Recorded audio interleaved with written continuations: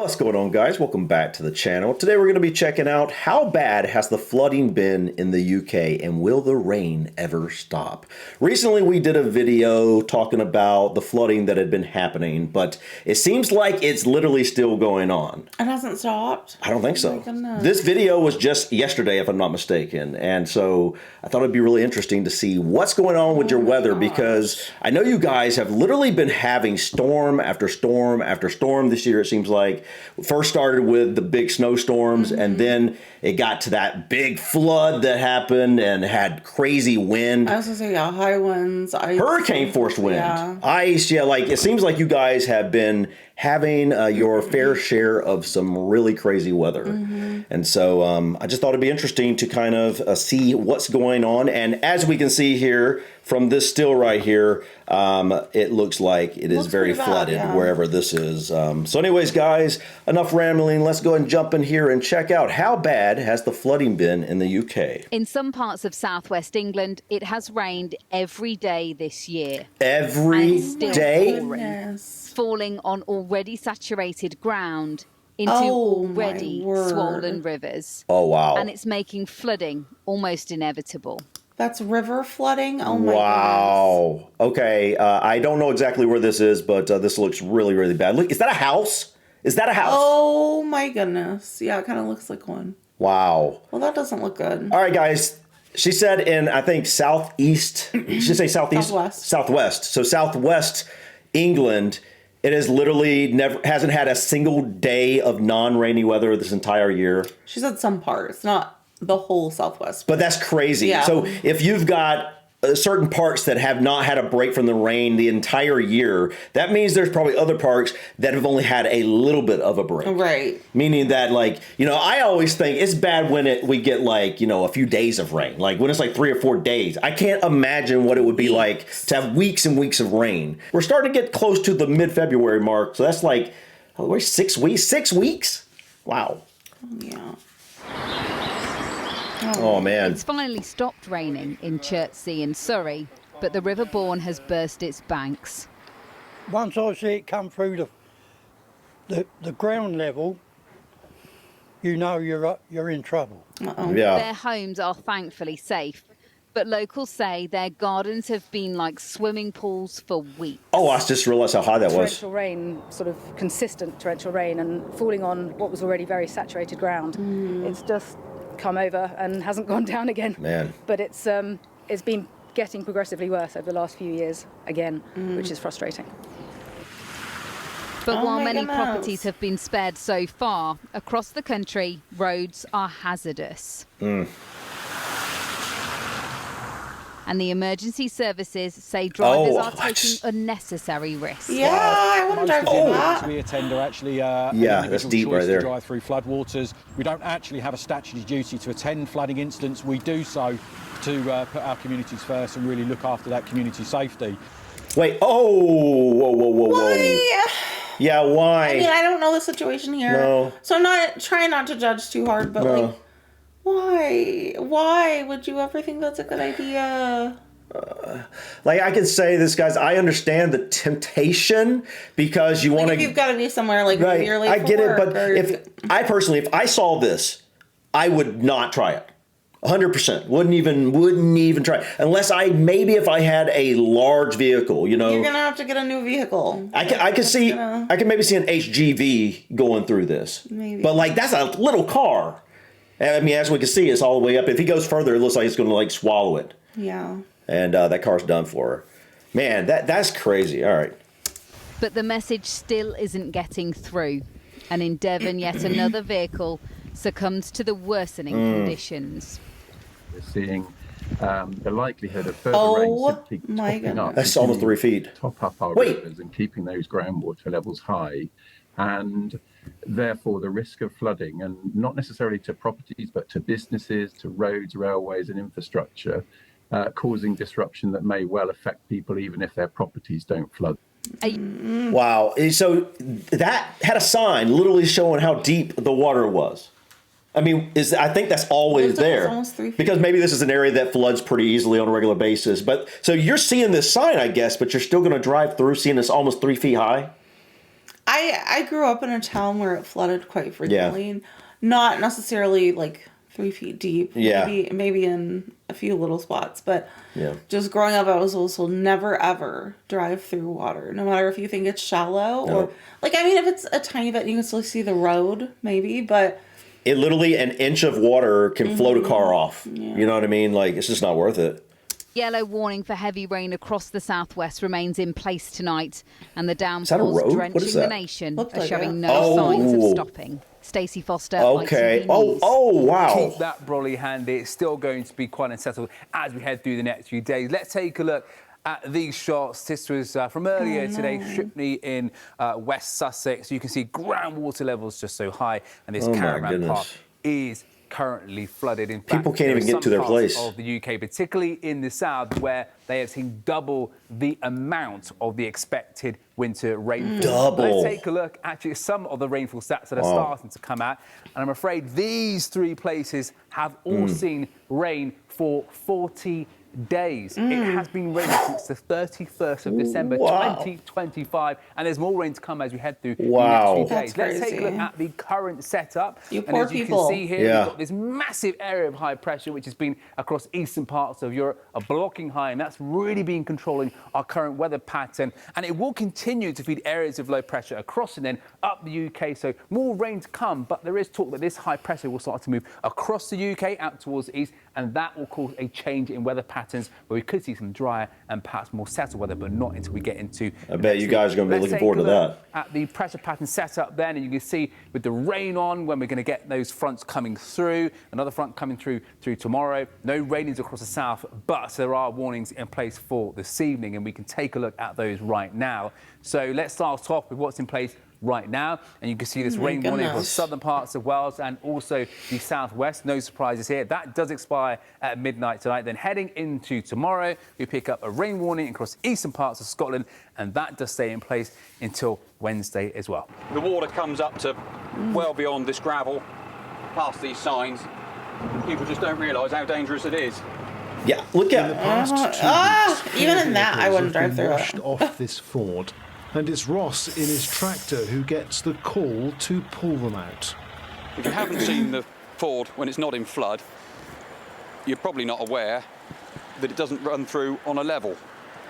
So what probably only looks like 6 inches of water essentially can be 3.5, 4 feet of water and catches a lot of people out. I remember a long time ago, before you ever came on the channel, I checked out this area, this ford, where people would drive through to have fun through the flooded area. And I think this might be that place. I can't remember the name of it.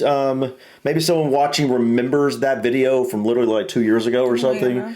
But they have markers there showing how deep it is. But a lot of people in Jeeps and a lot of people try to go through it for fun. I guess they go on to test themselves, test their Jeeps. But then you get people with like little cars that go through it and they get washed off and you know, not good. No.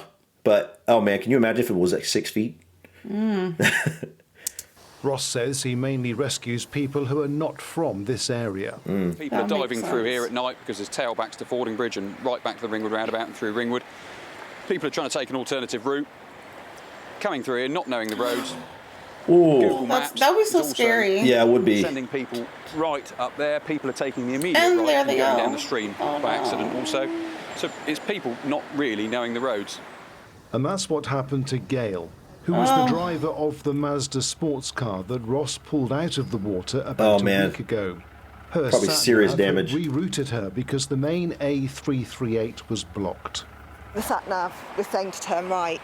I couldn't see, it was really raining really heavily. So I turned right and found myself in the ford. Did you drive into the ford? I drove into the ford, yeah. Thinking that was the main road? Thinking that was the road, yeah. And while we were filming, a number of vehicles crossed the ford, perhaps not realising how deep the water is. No, they didn't say. Well, we've just seen a vehicle go through there at some speed. Now it's steaming. Yeah. And here's another one. Why? When you see that, what do you think? Glad it's daylight. Yeah, in the dark, it's that would be so scary. I mean, still, even driving through it today in my husband's car, it was still pretty scary. So she did it in the dark, I suppose, or at least it was raining very heavily so she couldn't see. It sounds like she literally didn't just try to go through it. She literally turned into the water itself, if I'm not mistaken. Is that what it said? It sounded like that. Because she made a turn. This is the GPS or something. Right, you're not turning right here. Obviously, you're going across this, and if you turned, you're obviously going into that. Is that why they have that fence there? Or is that just for animals? Wash away too far? I don't know. I'm guessing that's just for animals, probably. Last month, a man died when his lorry was swept off this ford just a mile away. I wonder how big a lorry. On that day, the water was up to the 4-foot mark. Oh my goodness! The water on the downflow side was a pool up to 14 feet deep. What? Oh. Despite the dangers, there are no warning signs. Something that Ross says needs to change. There's no warning sign. Yeah, you would think they. But the warning sign is this thing. But it's so far over. I mean, it is far over. Especially if you're not from the area. But like and you're not that guy, he drove in when it was like at 4 feet, man. I know.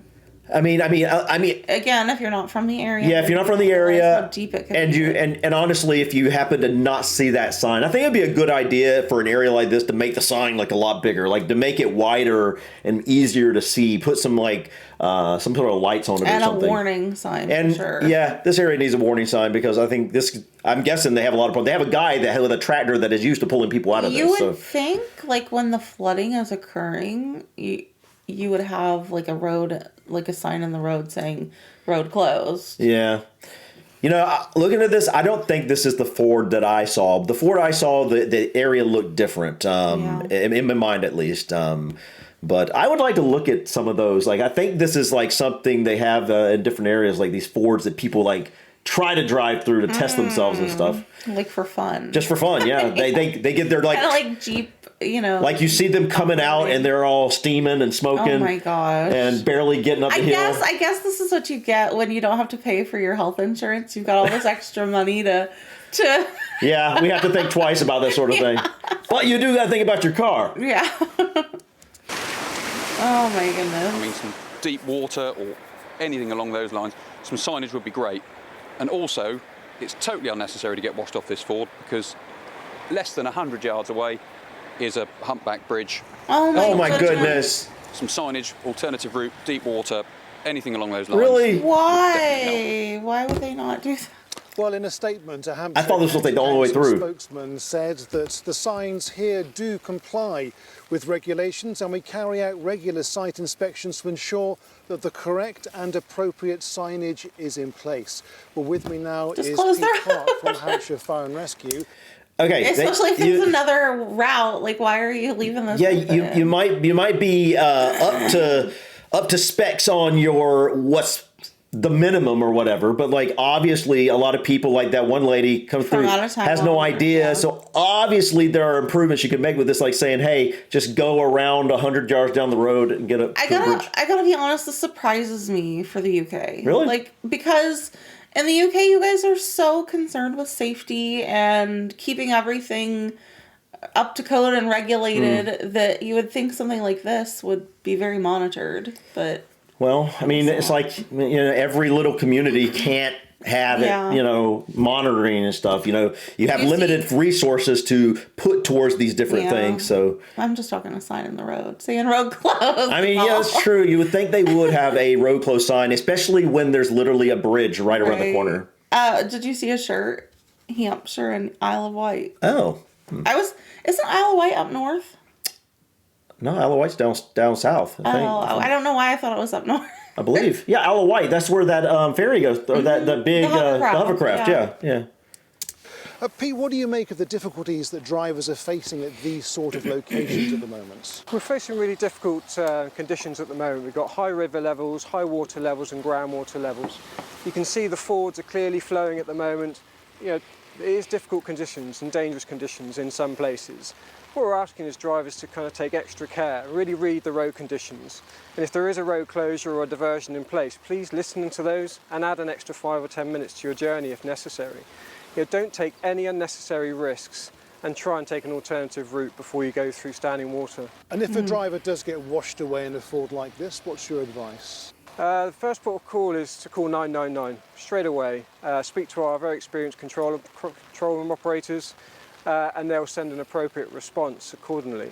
or if you see a car and it's in that standing water, call 999 and give them as much information you can about the vehicle, its conditions, anyone trapped inside or their conditions or any injuries potentially. Okay, Pete, thanks very much for talking to us. So the advice is please take extra care when you approach a ford. Richard Lee, ITV News. I mean, that's common sense, right? Yeah. Lynn Smith is one of the forgotten few. Forgotten because for years she and her neighbours have been invaded by the River Severn. Oh no. In that time they've asked for flood defences and nothing's happened. This is Diglas Avenue on the banks of the River Severn. I'd be so upset if I owned a house right there. But each of these front gardens in this terrace is now part of the River Severn. Wow. Lynn, tell me then how you feel. It's permanently like the this? Water this high, and the water in your front garden as well.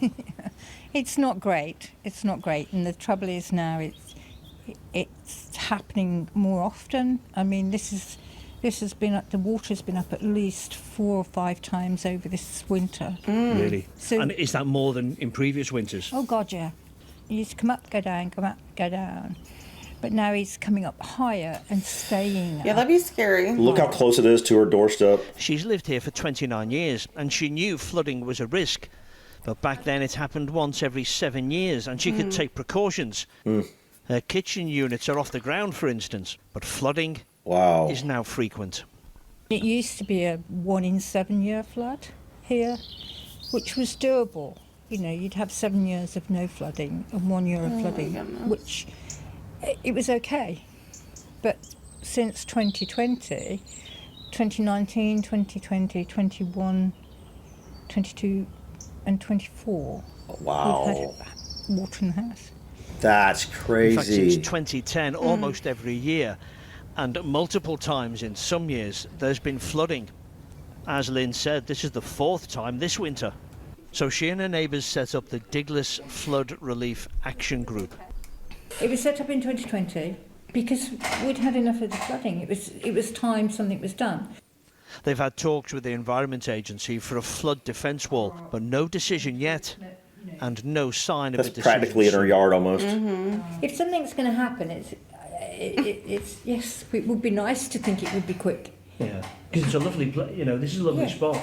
Bizarrely, looking out on this lovely floodwater, it's actually quite nice, but you don't want this to be happening next year, do you? No. We won't get the wall built by next year, I can assure you of that.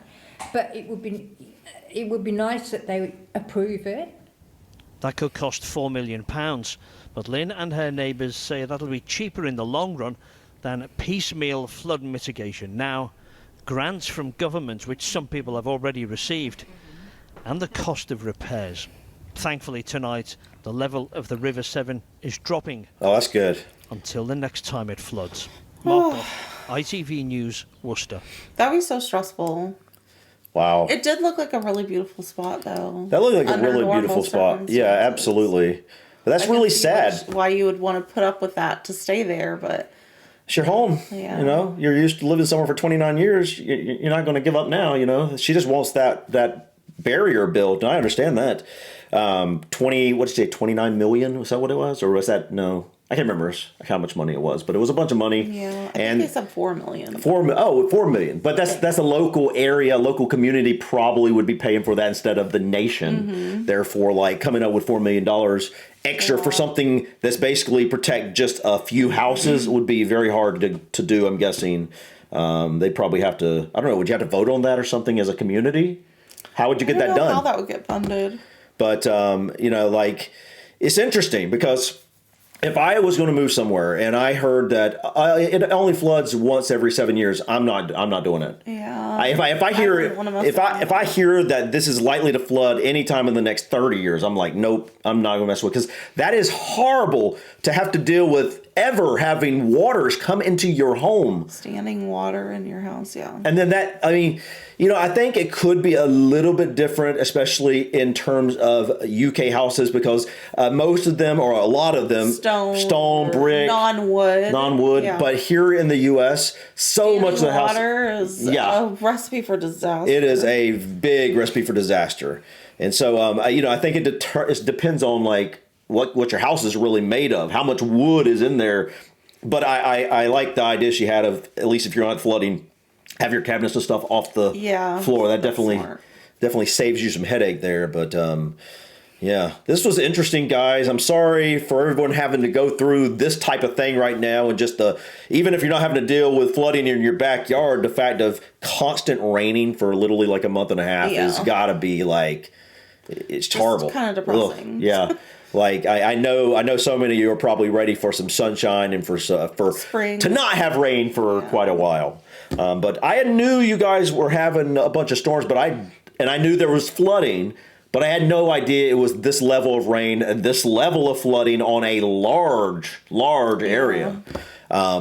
Based off of this, I could be off, but it seems like this is a lot of this major flooding was taking place in the southwest of England. But obviously we do know that, Wales and Scotland were getting hit as well. Northern Ireland was getting hit with that. Remember that storm and that flooding they had? The high winds. A couple weeks ago. Yeah. It was literally like I had heard nothing about a hurricane, but it was literally hurricane force winds. And it's interesting that just didn't hear anything about it, because that seems like a big deal. If you're getting that level of flooding and hurricane force winds throughout the country, that obviously seems like a big deal. But I hope you guys are about to get a break. Me too.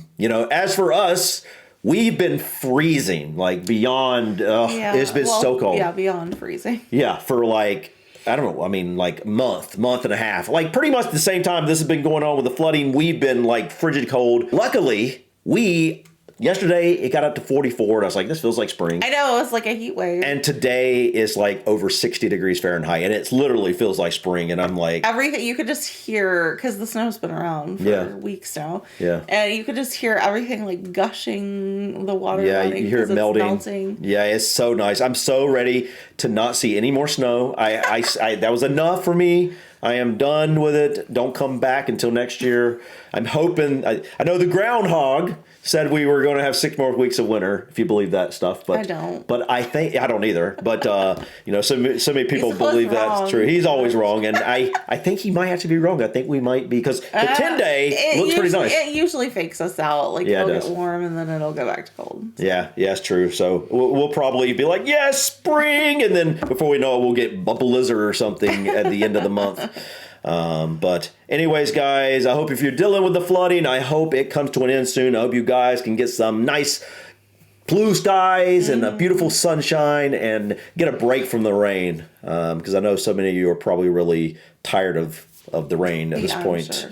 But anyways, guys, I think that's it for today. Thank you so much for stopping by. Please click that like button. Feel free to drop your comments or suggestions about this video or others. And don't forget to subscribe to continue to follow us on our journey. Until next time, peace. Bye.